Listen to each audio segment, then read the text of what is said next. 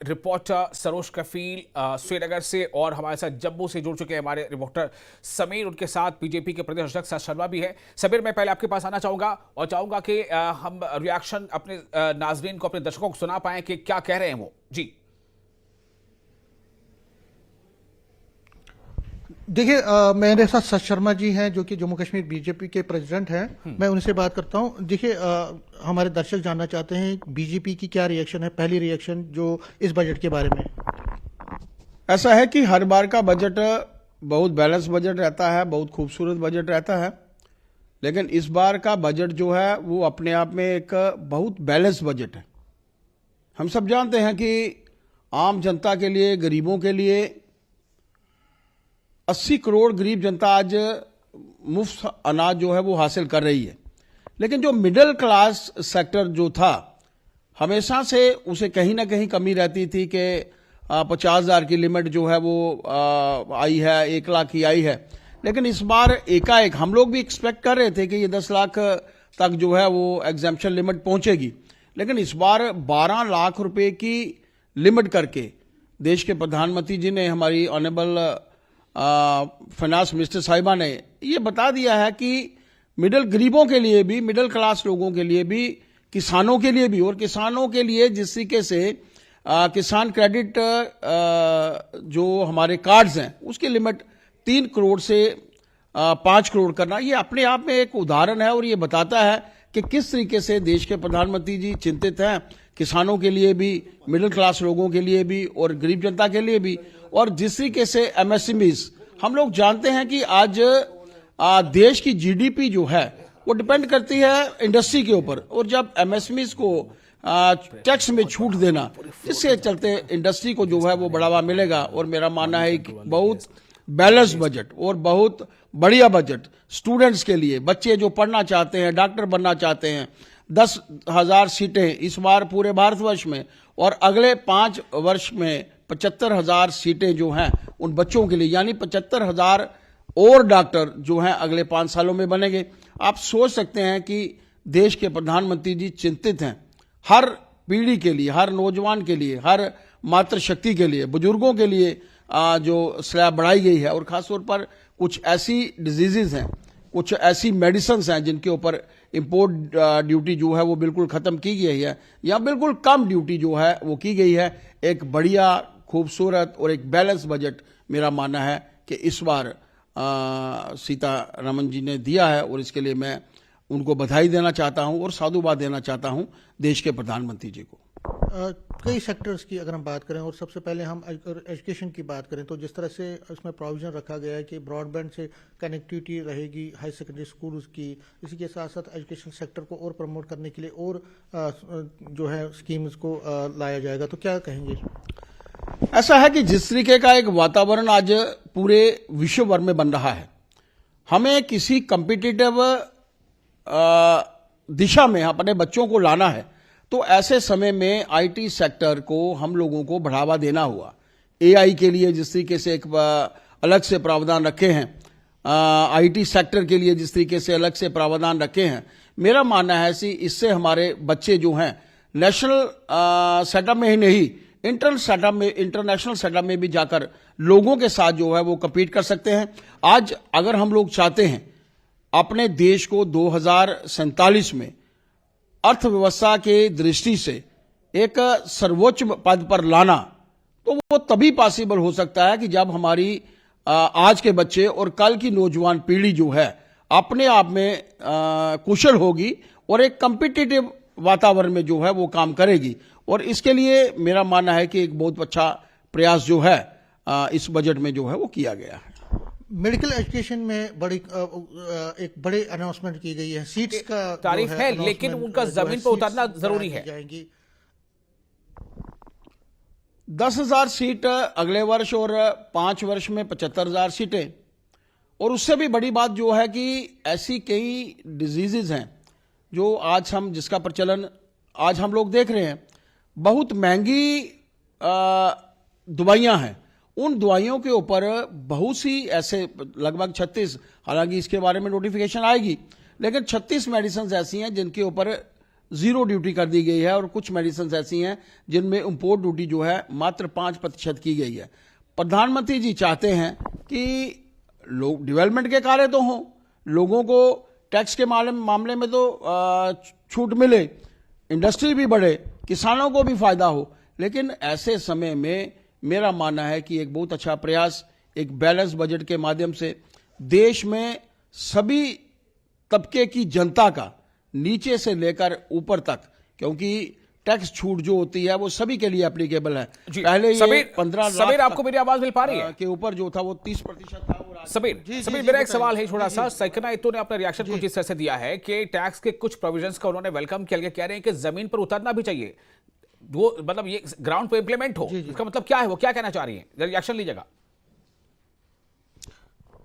देखिए, जो national conference है वो ये कह रही है कि ठीक है, प्रपोजल्स अच्छे हैं, बहुत सारे प्रपोजल्स अच्छे हैं, लेकिन ज़मीनी सतह पे हम देखते हैं कि इतनी इम्प्लीमेंटेशन फिर नहीं होती है। प्रपोजल्स किए जाते हैं, प्रोमिसेस किए जाते हैं, लेकिन ज़मीनी सतह पे उनकी इम्प्लीमेंटेशन, उनकी अमलावारी नहीं होती है। तो क्या आपको लगता है कि अगर कोई अनाउंसमेंट होती है, खासकर अगर एजुकेशन के सेक्टर में, एग्रीकल्चर सेक्टर में, इसी तरह हेल्थ सेक्टर में, इस तरह बाकी अलाइड सेक्टर्स में, तो क्या उनको ज़मीनी सतह पे इम्प्लीमेंट करने की ज़रूरत है ताकि लोगों को फायदा? 28,400 करोड़ रुपए का जो इंडस्ट्री के लिए बजट आया था, आप देखिए कि 1.5 लाख करोड़ से भी ज्यादा के प्रपोजल जम्मू कश्मीर में आज तक आ चुके हैं। और हमारी तरफ से भी हम लोग भी चाहते हैं कि अगर अनएम्प्लॉयमेंट हम लोगों को दूर करनी है, सरकारी नौकरियां तो सभी के लिए उपलब्ध नहीं है, लेकिन ये जो इंडस्ट्रियल सेटअप है, जैसे मैंने आपको कहा, हम लोग भी प्रपोजल देते हैं कि ये 28,400 करोड़ से बढ़ना चाहिए ताकि एक अच्छा वातावरण बने। आज जो बेसिक लिमिट 12 लाख रुपए तक की हमें मिली है, वो लिमिट एक ऐसी लिमिट है जो सभी के लिए अवेलेबल है, वो मेरे लिए भी अवेलेबल है। मुझे भी लगभग 70-80 हजार रुपया टैक्स में छूट मिलेगी। वो तो वो लोग जो बयान दे रहे हैं, क्या वो अपनी टैक्स कैलकुलेशन में वो छूट नहीं लेंगे? वो लेंगे सीधे तौर पर। जब वो अगले साल की टैक्स की कैलकुलेशन करेंगे तो उसमें सीधे तौर पर उनको छूट मिलेगी। जो भी प्रावधान यहाँ पर बिल्कुल। सबीर, मैं आपको थोड़ा सा रोकना चाहूंगा। सरोज हमारे साथ हैं श्रीनगर से, उनसे रिएक्शन लेते हैं, उनसे पूछते हैं कि वहां पर उन्होंने क्या महसूस किया। सरोज, क्या आप सुन पा रहे हैं, फीडबैक क्या अब मिल रहा है जबकि लोकसभा में बजट पेश हो चुका है? आपने कुछ लोगों से बातचीत की होगी, क्या फीडबैक आ रहा है? कुछ पॉलिटिकल रिएक्शंस अगर आपने बातचीत की वो बताएं। जी देखिए, बिल्कुल जैसा आपने दुरुस्त फरमाया, जैसा अभी हम लोग जानते ही हैं कि किस तरीके से क्या क्या इस बार हमें बेनिफिट्स मिलने वाले हैं। भले ही फिर वो 7 लाख का टैक्स स्लैब से लेके अब 12 लाख कर दिया गया हो, लेकिन एक बहुत बड़ा मसला जो है, यहाँ पे कुछ पॉलिटिकल पार्टी से अभी बात हुई हमारी। देखिए, नेशनल कॉन्फ्रेंस जो है वो काफी ज्यादा खुश है और शायद होना भी चाहिए उन्हें, क्योंकि वो चाह रहे हैं कि आने वाला जो बजट है यहाँ पे 3 मार्च को जो सेशन स्टार्ट होगा, उसमें कहीं ना कहीं इसी तरीके का हेल्प मिल पाए सेंटर की तरफ से। और इस वक्त शायद वो कहीं ना कहीं विशाल बैर ले भी नहीं सकते सेंटर के साथ, क्योंकि अब बजट आने वाले हैं अगले महीने। वही अगर हम बात कर ले पीडीपी की, उन्होंने एक बहुत बड़ा मुद्दा उठाया। देखिए, पीडीपी का कहना है कि करीबन, जैसा अभी आप कह भी रहे थे, अराउंड 42,000 लाख जो बजट है वो दिया जाता है। 42,000 करोड़ का बजट एलोकेट होता है जम्मू कश्मीर के लिए, लेकिन इस बार करीबन 40 करोड़ का ही बजट है। तो 2,000 करोड़ जो है वो कम कर दिए गए हैं। और वहीं पे एक शिकायत ये भी रही यहाँ पे पॉलिटिकल पार्टीज की कि निर्मला सीतारमण जो फाइनेंस मिनिस्टर अपना बजट प्रोड्यूस कर रही थी, तो उन्होंने अंडमान निकोबार जैसी जगहों का नाम लिया, सिक्किम जैसी जगहों का नाम लिया, जहां पे उन्होंने फिशरी को बढ़ावा दिया है। लेकिन यहाँ पर जो जुड़े हुए हुनर के लोग हैं, जिसमें हैंडीक्राफ्ट आता है, जो अराउंड 5,000 करोड़ का टर्नओवर रेवेन्यू करती है यहाँ पे जनरेट, उनका कोई जिक्र नहीं हुआ है, उन आर्टिसंस का कोई जिक्र नहीं हुआ है। तो कहीं ना कहीं उनकी ये शिकायतें हैं। पहले ही जो बजट हमें एमएचई से मिलता था वो तो कम मिल रहा है, और साथ ही साथ ना टूरिज्म इंडस्ट्री को लेके कुछ दिया गया है, ना आप हैंडीक्राफ्ट सेक्टर जो एक बैकबोन है जम्मू कश्मीर की, उसको लेके कुछ दिया गया है। तो उम्मीद थी, कह रहे हैं कि थोड़ी सी उदासी है। ये जो बजट है ये शायद सुनने में अच्छा लग रहा है, कागजों में अच्छा लग रहा है, लेकिन प्रैक्टिकली जम्मू कश्मीर के लोगों को इससे कोई बेनिफिट नहीं है। ऐसे पीडीपी ठीक है सरोज, मैं इसी सवाल को सबीर के जरिए से मैं सर शर्मा से भी उनका जवाब लेना चाहूंगा। सबीर, एक सवाल यहां पर यह आ रहा है कि बजट पे ओवरऑल जो जम्मू कश्मीर के लिए होता है तो उससे कुछ कटौती की बात सामने आ रही है, वो कमी की गई है। इस पर क्या कहना चाहते हैं सर शर्मा? क्या कुछ आगे कुछ और सप्लीमेंट्री बजट तो कुछ चीजें मिलेंगी, क्या होगा? शत्रुघ्न जी, जो बजट है उसमें जम्मू कश्मीर के बजट की कटौती की गई है, उस पर थोड़ा अपोजिशन भी नाराज है, आम लोगों में भी थोड़ा ये कटौती, क्योंकि आप चार्टर्ड अकाउंटेंट खुद हैं, ये क्यों हुआ है, ये कटौती क्यों है, या ये क्या इसलिए हुआ क्योंकि यहाँ का अपना बजट आना है? एक तो हमारा अपना बजट जो है कुछ दिनों में आने वाला है, उस बजट के प्रावधान अलग से होंगे, लेकिन यहां तक कटौती का प्रश्न है। जो जम्मू कश्मीर में डेवलपमेंट हो रही है, कुछ ऐसे प्रोजेक्ट्स हैं जो केंद्र की तरफ से सीधे तौर पर लिए गए हैं। जम्मू कश्मीर के लिए जैसे मैंने कहा 28,400 करोड़ रुपए का जो इंडस्ट्री के लिए पैकेज था, वो कहीं मेंशन नहीं था, वो एक अलग से पैकेज आया था। डेवलपमेंट के कार्य जो लगातार से केंद्र की तरफ से यहां पर हो रहे हैं, अब कुछ ऐसे प्रावधान भी हो सकते हैं कि हमारे लोगों ने यहां से यूटिलाइजेशन सर्टिफिकेट्स ना भेजे हों, लेकिन बहुत सोच समझकर, बहुत विचार करके बजट्स जो है वो तय होते हैं। कहीं अगर कमी पेशियां होंगी तो हम लोग अपना बजट जो है, अपने जम्मू कश्मीर का बजट सरकार ने देना होता है, वो कमियां वहां पर पूरी की जा सकती हैं। फिस्कल डेफिसिट तो थोड़ा भी दिखा सकते हैं, ज्यादा भी दिखा सकते हैं। कहीं कोई कमियां होंगी केंद्र की तरफ से, हमारे पास प्रावधान क्या है, 25,000 करोड़ रुपया हमारी जो है यहाँ की रसीट्स हैं, 1 लाख करोड़ से भी ज्यादा का हमारा बजट है। वो कहां से अमाउंट जो है वो आती है, वो केंद्र से ही तो आती है। वो सारे का सारा पैसा केंद्र हमें देता है।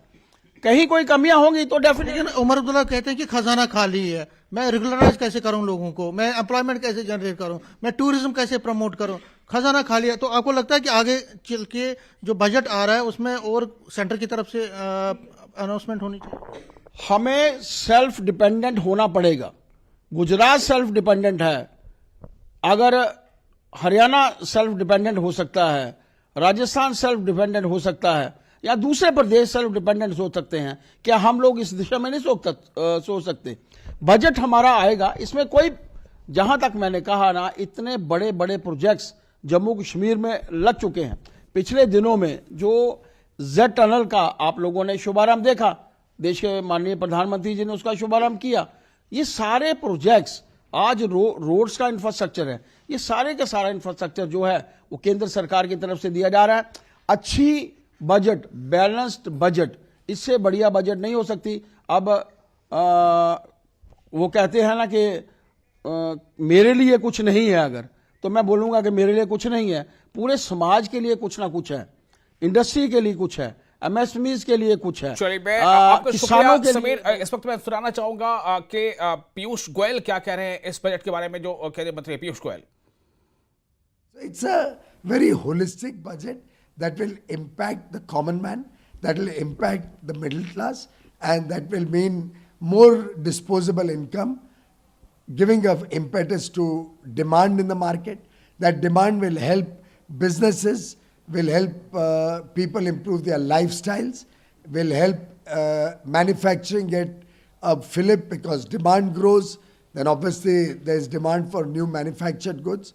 This is a budget for preparing the foundation for Viksit Bharat 2047. Piyush ji, capex हो या फिर प्राइवेट इन्वेस्टमेंट्स हो, उस पर किस तरह का इसमें ध्यान दिया गया है, और लिक्विडिटी कैसे बढ़ाई जा रही है? मतलब इसमें कुछ लिक्विडिटी का प्रावधान है क्या? लिक्विडिटी का काम अधिकांश तो रिजर्व बैंक की पॉलिसी, मॉनेटरी पॉलिसी आएगी, उसमें हमें मालूम पड़ेगा। लेकिन किसानों को लिक्विडिटी बढ़े तो केसीसी में 3 लाख से 5 लाख कर दिया गया। एमएसएमईज को टर्म लोन मिले, एमएसएमईज को पैसा सुविधाजनक तरीके से मिले, उसके लिए प्रावधान किए गए। एमएसएमईज की लिमिट्स को भी बढ़ा दिया गया है, जिससे आगे चल के उनको ग्रो करने के लिए भी प्रोत्साहन मिले। साथ ही साथ स्टार्टअप्स और नए इनोवेशन, नए आइडियाज़, टेक्नोलॉजी, इसके लिए भी प्रावधान किया गया है। तो लिक्विडिटी तो स्वाभाविक रूप से बढ़ेगी। लोन की सुविधा अलग अलग क्षेत्र में, गरीबों को जो हाथ गाड़ी या फेरी पे अपना काम करते हैं, उसको स्वनिधि योजना से और अधिक लाभ मिले। मुद्रा लोन्स की सीमा शुल्क बढ़ा दी गई है। एक प्रकार से हर एक व्यक्ति को और अधिक पैसा हो और मिडिल क्लास की जेब में और पैसा डालने से तो स्वाभाविक है लिक्विडिटी बढ़ेगी। 1 लाख करोड़ सीधा मिडिल क्लास को सौगात दी गई है। पीयूष जी, लेकिन आप तो बोल रहे हैं कि बहुत अच्छा